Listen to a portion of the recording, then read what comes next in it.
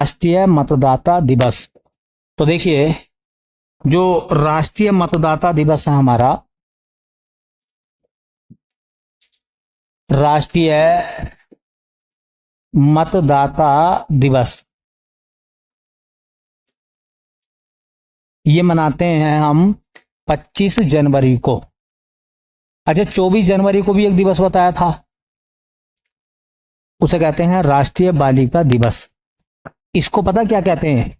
National voter day, NVD। NVD का मतलब होता है नेशनल वोटर डे। तो हर साल राष्ट्रीय मतदाता दिवस मनाते हैं हम 25 जनवरी को। ठीक है,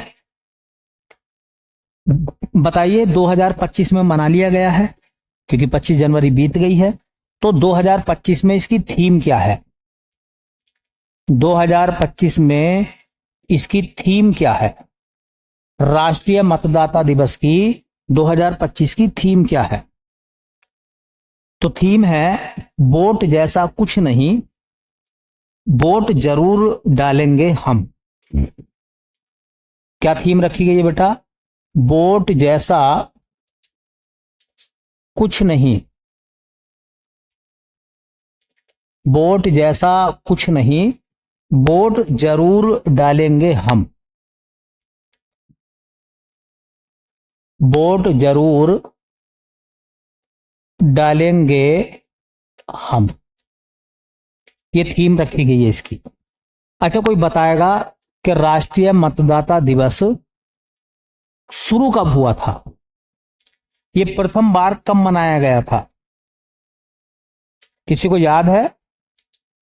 प्रथम बार मनाया गया, पहली बार नेशनल वोटर डे कब मनाया गया था? तो याद रखना, पहली बार नेशनल वोटर डे कब मनाया गया था? तो ये मनाया गया था 2011 में। कब मनाया गया था? 2011 में। अच्छा, 2011 से 2021 तक 10 साल हो गए, 10 बार मनाया गया। अच्छा, 22, 23, 24 और 25, बोलो तो ये कौन से नंबर का है इस बार? भाई देखो, 11 में पहली बार मनाया गया, 12, 13, 14, 15, 16, 17, 18, 19, 20, 21, 22, 23, 24, 24 में मना लिया गया है और ये 25 में मनाया गया है। तो ये कौन से नंबर का है? 15वां है। कौन सा है? 2011 से 2021 तक 11 बार मनाया गया, क्योंकि 11 में मनाया गया है। ठीक है, और ये 25 में मनाया गया है, तो 15वां नेशनल वोटर डे है। अच्छा, ये दिवस मनाने की थीम के पीछे या इसका कारण क्या है? तो आपको पता होगा किस वजह से मनाया जाता है, क्योंकि इसी दिन जो है निर्वाचन आयोग की स्थापना हुई थी। निर्वाचन आयोग की स्थापना हुई, इसी दिन निर्वाचन आयोग की स्थापना हुई थी। कब हुई थी भैया? तो वो हुई थी 25 जनवरी 1950 को। केंद्रीय निर्वाचन आयोग कब बना था? तो 25 जनवरी 1950 को बना था। इसी वजह से 25 जनवरी को हर साल हम नेशनल वोटर डे मनाते हैं। और इस बार की थीम है वोट जैसा कुछ नहीं, वोट जरूर डालेंगे हम। ये थीम जो है इसकी रखी गई है। तो थोड़ा सा याद रखना नेशनल वोटर डे के बारे में। ठीक है, राष्ट्रीय मतदाता दिवस। चलिए अगला सवाल कह रहे हैं दूसरा। आज का दूसरा सवाल क्या है? दूसरा सवाल कुछ इस तरह से है, ये लिखा गया है सेकंड क्वेश्चन। ये कह रहे हैं कि ऑपरेशन अलर्ट सर्द हवा किसने शुरू किया है? सीमा सुरक्षा बल ने, केंद्रीय रिजर्व पुलिस बल ने, असम राइफल्स ने, या भारतीय तिब्बत पुलिस ने? मतलब बीएसएफ ने शुरू करा है, सीआईएसएफ ने शुरू, सीआरपीएफ ने शुरू करा है, या असम राइफल ने, या आईटीबीपी ने?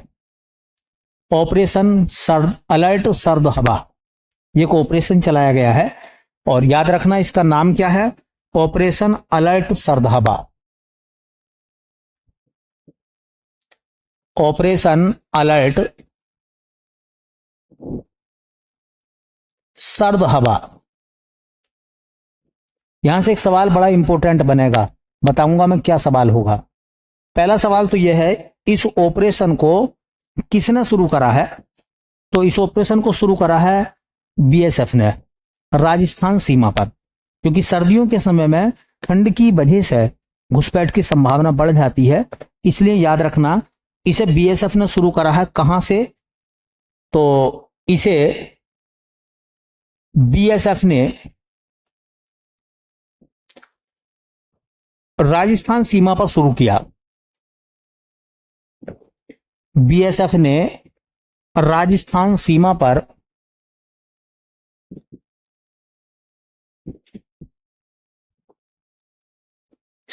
पर शुरू किया। ये जरूर याद रखें, राजस्थान की सीमा पर किसने शुरू करा है इसको? बीएसएफ ने। मैंने जैसे बताया कि सर्दियों में क्या होता है, ठंड की वजह से घुसपैठ की, पाकिस्तान की तरफ से घुसपैठ की आशंका बढ़ जाती है। तो वो ना हो उसके लिए ऑपरेशन अलर्ट सर्द हवा के नाम से बीएसएफ ने एक ऑपरेशन शुरू करा है, ताकि, और वैसे भी गणतंत्र दिवस का समय चल रहा है इस समय, तो उसे ध्यान में रखते हुए भी ये ऑपरेशन चलाया गया बीएसएफ ने। अब दो तीन बातें कर लेते हैं बीएसएफ के बारे में। ये जो बीएसएफ है, इसको हिंदी में कहते हैं हम सीमा सुरक्षा बल। सीमा सुरक्षा बल, बॉर्डर सिक्योरिटी फोर्स।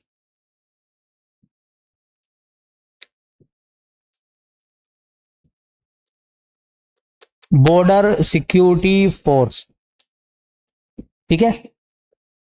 कोई बताएगा बीएसएफ की स्थापना कब हुई थी? बीएसएफ की स्थापना, तो बीएसएफ की स्थापना हुई थी बेटा 1 दिसंबर 1965 को। भारत पाकिस्तान युद्ध के बाद यह जरूरत महसूस हुई कि पाकिस्तान से सीमा बनाने वाले क्षेत्रों में एक अलग फौज का गठन किया जाए। तो भारत पाकिस्तान युद्ध 1965 में हुआ था, उसके जस्ट बाद या उसी के समय हमने बीएसएफ को बनाया था, border security force, BSF. BSF का मुख्यालय कहां है? बीएसएफ का हेडक्वार्टर कहां है भैया? तो नई दिल्ली। नई दिल्ली में बीएसएफ का मुख्यालय बनाया गया है। बीएसएफ का आदर्श वाक्य क्या है? आदर्श वाक्य जरूर याद रखें, फौज के जितने भी आदर्श वाक्य हैं, जीवन पर्यंत कर्तव्य, जीवन पर्यंत कर्तव्य, कि जब तक लोग खून की एक बूंद भी है, जीवन है, हम अपने कर्तव्यों को निभाते रहेंगे। जीवन पर्यंत कर्तव्य, ये बीएसएफ की थीम है। अच्छा, बीएसएफ स्थापना दिवस कब मनाया जाता? 1 दिसंबर को, ठीक है। अच्छा, इसके डीजी कौन है इस समय? बीएसएफ के महानिदेशक कौन है? बीएसएफ के महानिदेशक कौन है? तो उनका नाम है दलजीत सिंह चौधरी। दलजीत सिंह चौधरी, ये बीएसएफ के डीजी हैं, डायरेक्टर जनरल हैं दलजीत सिंह चौधरी इस समय, ठीक है। इंपॉर्टेंट क्वेश्चन है ये भी। अच्छा, बीएसएफ का काम क्या है? तो जहां पाकिस्तान का जो बॉर्डर है, इसमें गुजरात, राजस्थान, पंजाब, जम्मू कश्मीर, ठीक है, इन हिस्सों में सीमा की सुरक्षा करना। और एक बांग्लादेश से जो सीमा लग रही है, क्योंकि बांग्लादेश को पूर्वी पाकिस्तान कहते थे पहले, कहते थे नहीं कहते थे, तो भारत और बांग्लादेश सीमा की सुरक्षा करना। तो किसकी? पाकिस्तान व बांग्लादेश, पाकिस्तान व बांग्लादेश की सीमा की सुरक्षा। पाकिस्तान और बांग्लादेश की सीमा की सिक्योरिटी की जिम्मेदारी किसके हाथों में है? बोलो। बीएसएफ के।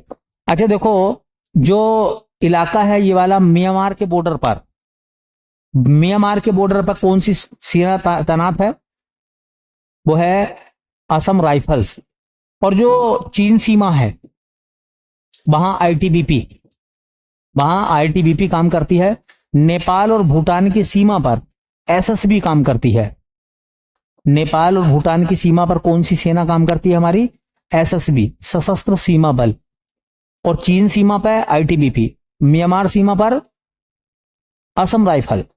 और देखिए पाकिस्तान और बांग्लादेश की सीमा पर बीएसएफ। और सुनिए, जो औद्योगिक संस्थान है भारत के, उसकी सिक्योरिटी की जिम्मेदारी किसकी है? सीआईएसएफ की। और गृह मंत्रालय के अधीन आने वाला सीआरपीएफ, आंतरिक सुरक्षा की जिम्मेदारी जो है, इंटरनल सिक्योरिटी जो है, वो फिर सीआरपीएफ की है। ठीक है, तो ये भी याद रखना है कि कौन सी सेना जो है वो किस बॉर्डर पर काम करती है। तो बीएसएफ ने राजस्थान की सीमा पर एक ऑपरेशन चलाया है और उसका नाम है ऑपरेशन अलर्ट सरधाबा। अगला सवाल सुनिए, उत्तर प्रदेश स्थापना दिवस प्रतिवर्ष कब मनाया जाता है? यूपी स्थापना दिवस हर साल कब मनाते हैं? तो 24 जनवरी, 25 जनवरी, 1 नवंबर, 17 अक्टूबर। तो कब मनाते हैं भैया? 24 जनवरी। Option number A. Uttar Pradesh स्थापना दिवस, उत्तर प्रदेश स्थापना दिवस कब मनाया जाता हर साल? 24 जनवरी को। 24 जनवरी को हम हर साल उत्तर प्रदेश स्थापना दिवस मनाते हैं। ठीक है, मेरा सवाल आपसे यह है कि देखिए, क्यों मनाते हैं 24 जनवरी को? यूपी स्थापना दिवस 24 जनवरी को क्यों मनाया जाता है? क्योंकि 24 जनवरी 1950 में संयुक्त प्रांत को उत्तर प्रदेश नाम दिया गया था। तो यूपी नाम जो मिला है वो कब से मिला है? 24 जनवरी 1950 से। तो क्या हुआ भैया? देखिए 24 जनवरी, ये सवाल पुलिस में आया भी था यूपी के पेपर में। 24 जनवरी 1950 को संयुक्त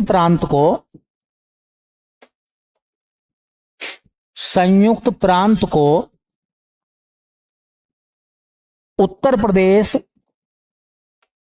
नाम दिया गया। तो यूपी नाम कब से पड़ा है? बोलो।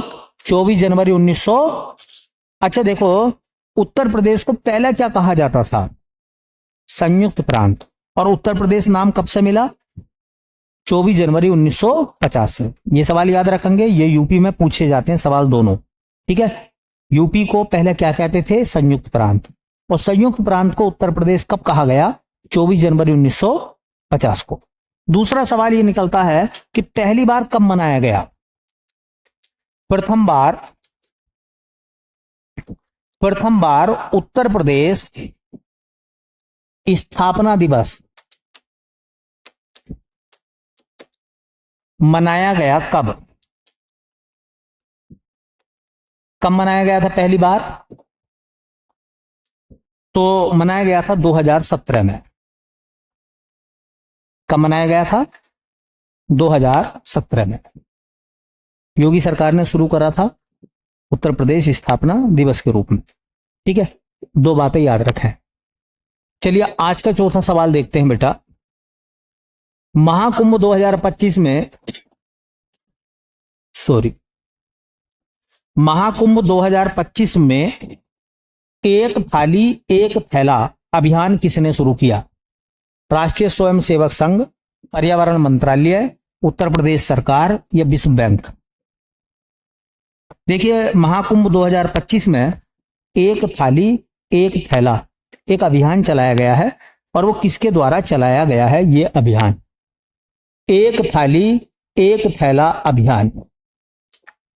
पहला सवाल यह है कि यह अभियान कहां पर चलाया गया? तो कहां पर चला है? स्थान क्या है? महाकुंभ 2025। इसमें क्या हुआ है? देखिए, पर्यावरण की सुरक्षा को ध्यान में रखते हुए लोगों को स्टील की थाली और कपड़े के थैले दिए गए हैं ताकि वो पॉलीथीन का ज्यादा इस्तेमाल या पॉलीथीन का इस्तेमाल ना करें।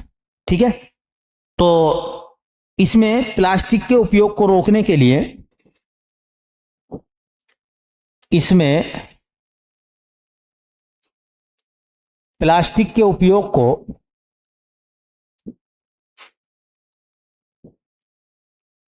रोकने के लिए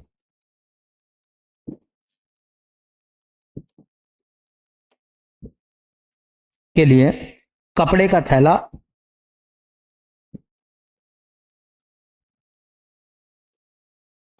कपड़े का थैला, कोमा स्टील की थाली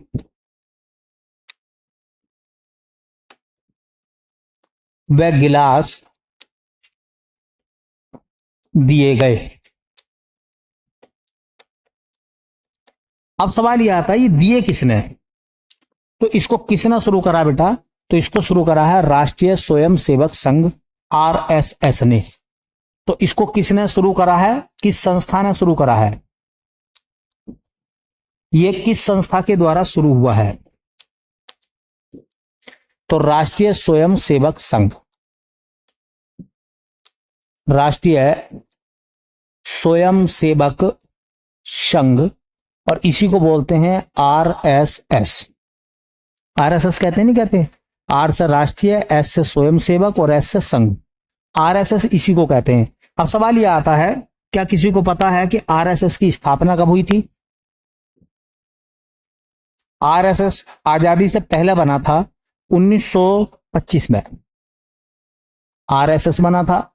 आरएसएस का मुख्यालय कहां है पता आपको, नागपुर। कहां है, और नागपुर कहां है, नारंगी सिटी नागपुर, महाराष्ट्र में। और इसके संस्थापक कौन थे, आरएसएस के संस्थापक, तो आरएसएस के संस्थापक का नाम है बेटा केशव बलिराम हेडगेवार। केशव बलिराम हेडगेवार, जरूर याद रखें। 1925 में नागपुर में हेडगेवार ने राष्ट्रीय स्वयंसेवक संघ को बनाया था। ठीक है, और इसी स्वयंसेवक संघ ने एक थाली एक थैला अभियान शुरू करा है, कहां, महाकुंभ में। एक थाली एक थैला अभियान कहां शुरू करा है, महाकुंभ में। ठीक है, महाकुंभ में। जो बच्चे ऑनलाइन होते हैं वो बहुत सारे बच्चे जवाब देते हैं। जैसे कल एक सवाल पूछा था मैंने कि कलकत्ता का संस्थापक कौन था, तो जोब चार्नोक, बहुत सारे बच्चों ने लिखा है। और लिखना चाहिए, अगर आप लोगों को सवाल का जवाब पता है तो उस सवाल का जवाब हमें लिखना चाहिए। उससे पता चलता है कि आप जो है सिंसियर होकर अपनी तैयारी को आगे बढ़ा रहे हैं। ठीक है, सिर्फ जो है जरूरत की चीजें देख लेने से काम नहीं चलता, थोड़ा सा परीक्षण भी होना जरूरी है। चलिए भाई, सवाल यह है कि 2025 के लिए कुल कितने व्यक्तियों को पद्म पुरस्कार दिए जाएंगे, अनाउंस हो गए हैं। 2025 के लिए कितने लोगों को पद्म पुरस्कार दिए जाएंगे, ऑप्शन 137, 139, 133 या 131। तो जो सही आंसर है इसका वो है बेटा 139, 139 लोगों को पद्म पुरस्कार दिए जाएंगे। तो ये जो पद्म पुरस्कार हैं, ये जो पद्म पुरस्कार हैं ये कब दिए जाएंगे, 2025 में। ठीक है, पद्म पुरस्कार 2025 में दिए जाएंगे। पद्म पुरस्कार की कितनी श्रेणी होती हैं, तो इसकी 3 श्रेणियां होती हैं। ठीक है, सबसे बड़ा पद्म पुरस्कार जो होता है उसे कहते हैं हम पद्म विभूषण। 3 श्रेणियों में होते हैं, एक पद्म विभूषण होता है, एक को कहते हैं बेटा हम पद्म भूषण। ठीक है, एक को पद्म भूषण कहते हैं बेटा, एक को कहते हैं पद्म श्री। पद्म श्री बताना है, कमेंट करके जरूर लिखें भारत का सर्वोच्च नागरिक सम्मान कौन सा होता है? भारत का सर्वोच्च नागरिक सम्मान कौन सा होता है? कमेंट करके बताएं बच्चे। भारत का सर्वोच्च नागरिक सम्मान का नाम क्या है? कमेंट करके बताएं। ठीक है। पद्म भूषण जो इस बार मिलने वाला है भैया वो 7 लोगों को मिलेगा। ठीक है। पद्म भूषण जो दिया जाएगा वो 19 लोगों को मिलेगा और पद्म श्री जो दिया जाएगा वो 113 लोगों को मिलेगा। तो 113 और 7 120 और 19 129 लोगों को ये सम्मान दिए जाएंगे। तो कुल पद्म पुरस्कार कितने हो गए अगर मैं जोड़ूं तो? कुल पद्म पुरस्कार ये हो जाएंगे हमारे 139 139 लोगों को 2025 में पद्म पुरस्कार दिए जाएंगे, जिनमें से 7 लोगों को पद्म विभूषण, 19 लोगों को पद्म विभूषण और 113 लोगों को पद्म श्री दिए जाएंगे। ठीक है। तो ये आज के हमारे 5 सवाल थे जो हमने कंप्लीट कर लिए, बाकी देखते हैं कल, है ना।